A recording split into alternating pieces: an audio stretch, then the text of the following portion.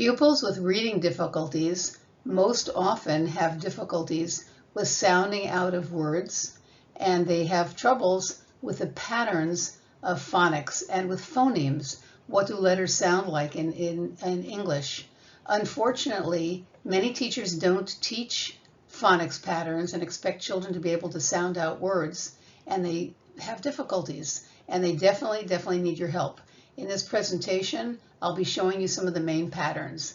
We call them teachable features. What can you teach about that word? Can any of you read this word? You probably have never seen it before, and if you didn't have what's called word attack skills, you would have a really hard time trying to figure out what it is. Because you're English teachers, I hope you do have word attack skills. You also know phonics patterns. And the first thing you do is divide it into syllables. Here we go. If you can divide into syllables, you have a few letters together. A-N, you know, is an. T-I is tea or tie. Dis or s, and tab, and lish, and ment, and air, and e or I, and anism. If you put it together, you have anti-disestablishmentarianism. Children, or even you'd bet pupils who have some dyslexia or some reading difficulties, most often do not know how to divide into syllables or that they should divide into syllables. And if they do, they're not quite sure what the different sounds are. They mix up the SH, they're not quite sure what they do with the MENT. So that is what we are focusing in on. We're focusing in on the small building blocks of how do you help these struggling readers actually read the words. So the trick is you can read almost every word if you can divide it into its syllables. Not every single word, some are very difficult, but it certainly helps them with many of the words.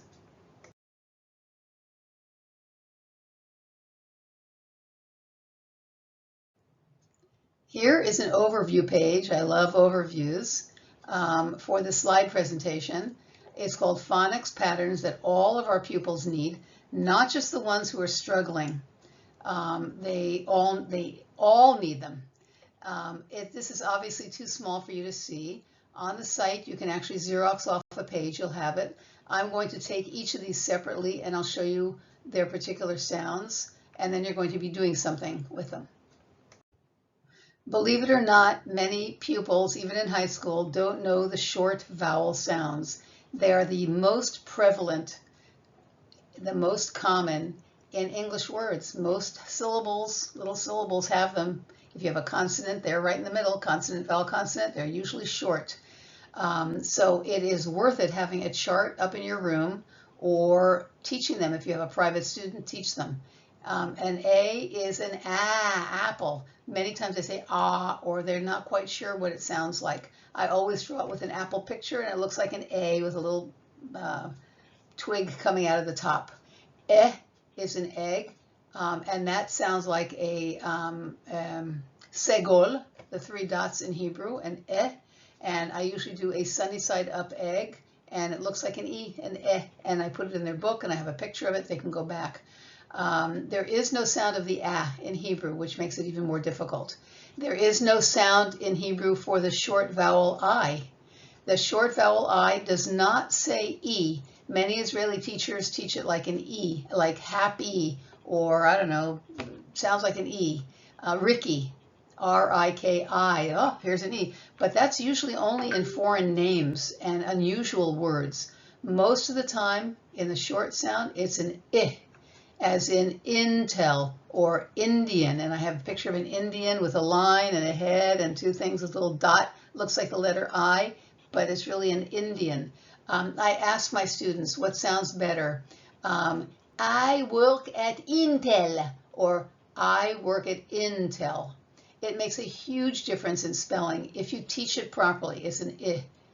The short O sound is a patach kamatz, a little patach kamatz. Mom, hot, Open your mouth and say I draw a little dentist, little circle with an open mouth, and that's an say And the short vowel U says And just like the word umbrella, I draw an umbrella, and the handle becomes an It's an So I have it in their notebooks, the different sounds, or up on the board, or in the classroom. And if you imagine a little piece of string, there's short and there's long. So if the string is long, it's straight, and the string is short, it's the short vowel. So pretend that this little squiggle here is a piece of string, and you draw a little like a U, and it's called a short vowel. So you can have a short vowel a short vowel e, I, o, u, etc. When I'm working with text and the pupil does not know how to sound out, let's say the word anti, so I will put a short little u above the a, and I won't say a, and I'll say, that looks like it's the short vowel a. Let's go back in our notebook. What's the sound? Nahon, apple, apple, anti, and the I says her name. So I use these little drawings to be short. So I mark the words so they can be more independent without me. The long vowel sounds mean that the vowel says her name. I usually say that the vowels are cute little girls. They're sweet and gentle and delicious, and I call them girls, and I say her name. You can do whatever you want. A, E, I, O, and U are the vowels. If it's long, then she says her name. So the long sound of A is A. The long sound of E is E. The long sound of I is I, and O and U, they say their name. And I actually teach this. I write it in their notebooks. They write it in their notebooks. When two vowels go walking, the first one does the talking, and she says her name. So for example, if these two vowels walk together, A and I, in the word S-A-I-L, when two vowels go walking, the first one does the talking and she says her name. So the first one is A and she says A. And the second vowel shuts up. So that says sail, not sile. The same thing with E and E. The first one does the talking and the second one is silent. So that says E, feel. Same thing with E-A. E says her name. The A is silent. Seat. I, pie. She says her name. And the I and the E is silent. So it says pie. Oh, boat. Oh. Two vowels go walking. The first one is the only one that does the talking, and the second one is quiet. Fuel, you. She really says you. Fuel, fuel. So not all the time does this work. About 80% of the time it works. Consider yourself lucky. This is English. But it works enough to help struggling readers at least get a fighting chance to be able to sound out some of the words, read them correctly, and understand the rule. I draw a line, a straight line. That's like the string is straight. When it's long, it's called a long vowel sound. So if it says you, like, I don't know, fuel, so I draw a line over the U. She says her name. Or pie, P-I-E. I draw a straight line over that I to give them a chance if they can't sound it out without me just telling them. So learn it by heart. When two vowels go walking, the first one does the talking and she says her name. The silent E rule, some of you call the magic E. I can call it sometimes the silent, the silly E, or the funny E. I often will make a game out of this and do a little drama in front of the classroom. I'll tell you in a moment. This rule works about 80% of the time also. Consider yourself lucky. The word have, H-A-V-E, not a silent E rule, and it's a common word. But if struggling readers at least use it 80%, they have a chance of sounding out part of that long word. If they can see that pattern, it's a pattern. So it's a consonant, vowel, consonant E. So hat, and if you have an E, the E says, say your name, A, hate. Pet, the E, if you add an E, the E jumps over the T and says, say your name, E, Pete, Peter. Sit, the E says, say your name, and then the E is quiet, sight. Hop, hope, cut, cute. So you probably know this rule, but many people do not, surprisingly enough. So it needs to be taught explicitly to everybody, but especially the struggling ones. What I do is I take 4 people in class. I do this in 6th and 7th grades. And I have one person, they have a little sign on them, the letter, whatever it happens to be. Let's say it's sit. I have an S, an I, and a T, and the E is someplace else. And I say, what does it say, class? Sit. They sound it out, sit. And then the E comes over, and the E puts his hand or her hand around the consonant and tickles that vowel and says, say your name, say your name, say your name. So if it's sit, she goes, I, and it's hop and hope. It's oh, hop, and E comes is hope. The drama is ridiculous, but it only takes about 2 minutes, and kids get it very quickly. They go, oh, I didn't know that. That's the silent E rule. It's extremely helpful. Consonant digraphs, di meaning two pictures, two graphs, digraphs, are when you have two consonants together and they make a new sound. You all know this, the sh and the ch and the what and the ng and the th. So shell and mash, it can be in the middle of the word, at the end of a word, chair, when, sing, etc.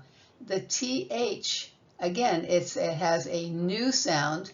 There is a voiced th and a not voiced th.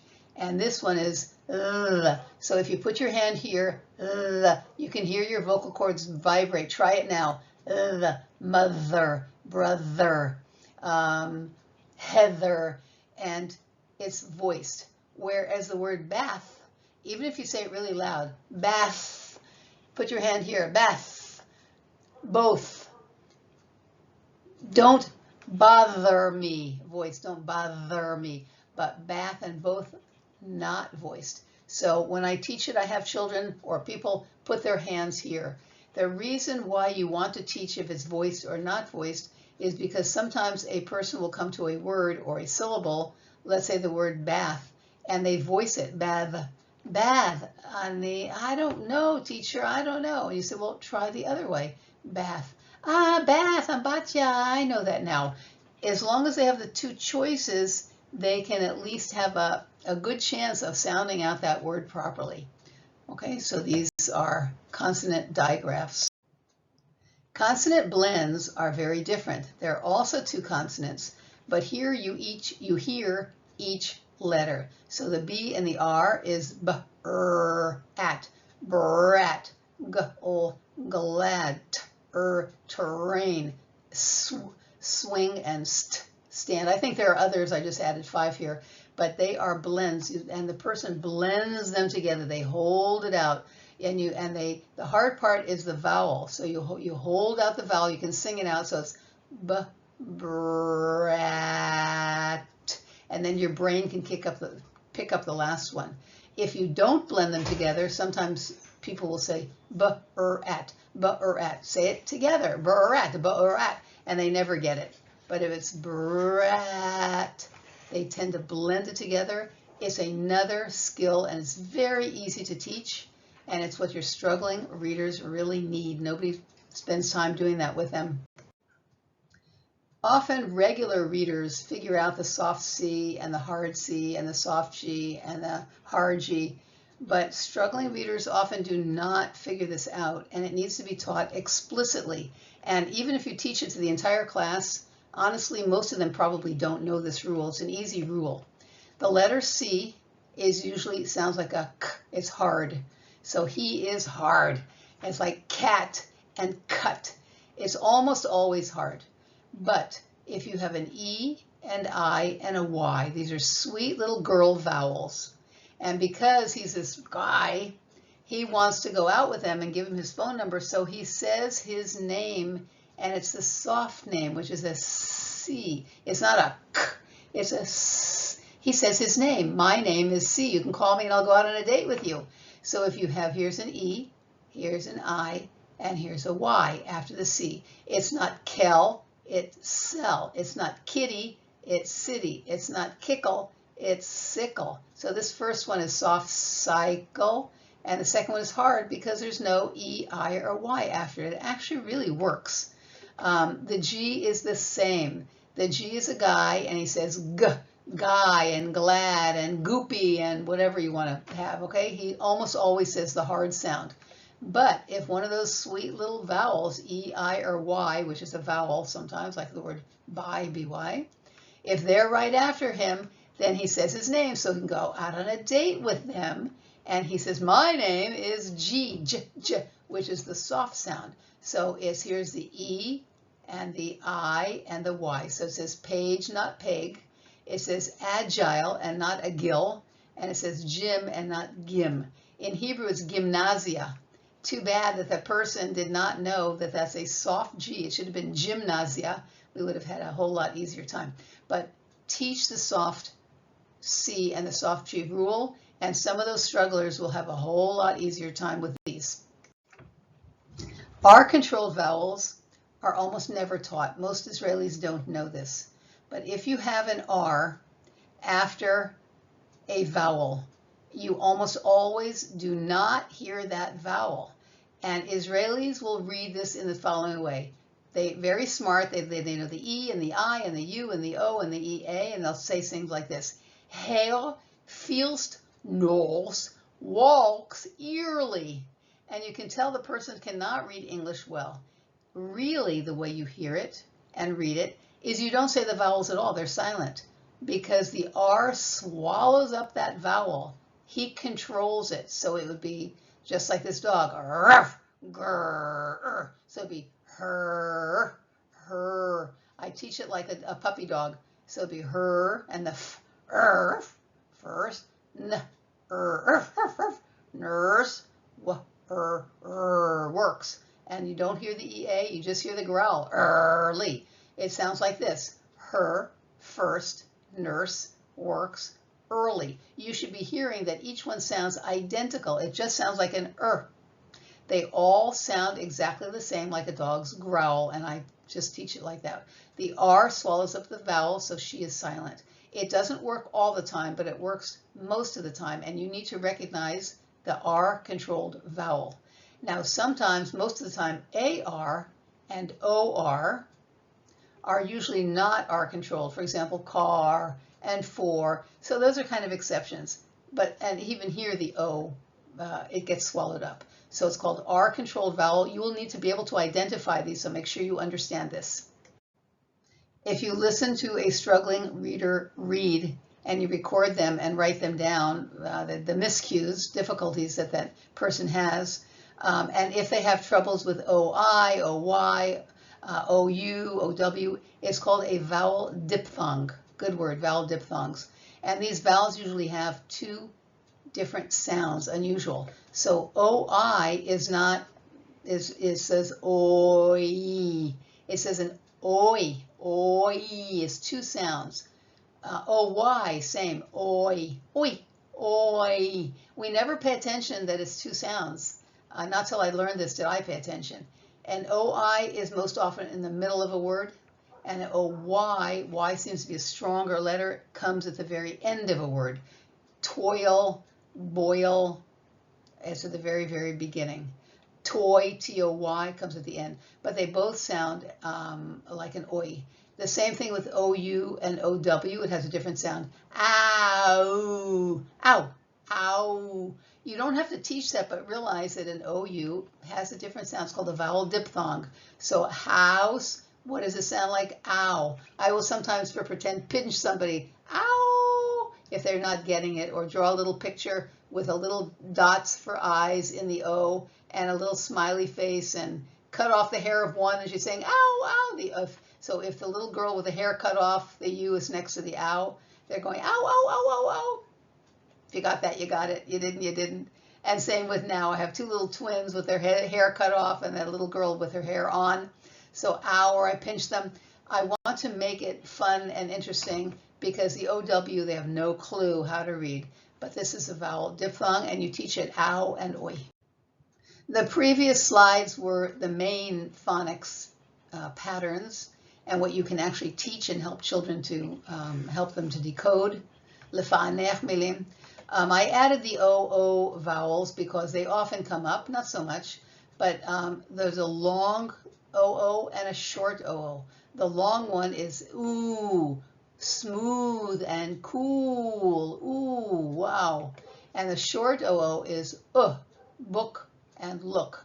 So most people don't teach it. Teachers are often not aware, but how would you know the difference? There's no way. But if one doesn't work, try the other. That's what I tell struggling learners. So if you say book and makes no sense, try the other way. Book. Or cull. What does that mean? Cool. Nahon. Pupils who do have serious reading difficulties, sometimes with dyslexia, although again, you're not allowed to say that word. You can just say, he or she needs my help. Often have reversals. So when you are watching somebody read, often you see reversals, inversions, and transpositions. And you will write down that person made a has a reversal problem or difficulty. He's inverting things. She's doing transpositions. They come up very often. A reversal is if the letter is absolutely reversed. A B, if you imagine a transparent piece of plastic, for example, and you have the word on a flashcard, if you take that B and reverse it, it becomes a D. You reverse a D, it becomes a B. A P, reverse it, it becomes a Q. It's from left to right or right to left. It is a reversal, so make sure you see. They might be doing this often. It's the most common of the reversals. An inversion is from top to bottom or bottom to top, it doesn't matter. If you have a transparent flashcard and a T and you just simply reverse it, you're going to get an F. You take this and it goes to the top and there it is. This is why they have problems. They don't always see it properly, but you need to label it properly. It's called an inversion. At transposition, position is a makom, and trans is they move the place. So for example, if they say stop instead of spot, that's a transposition. It's a miscue. It's not correct. And they're sort of reversing the letters, but it's called a transposition. The not and the ton, they're reading the word backwards. That is a transposition.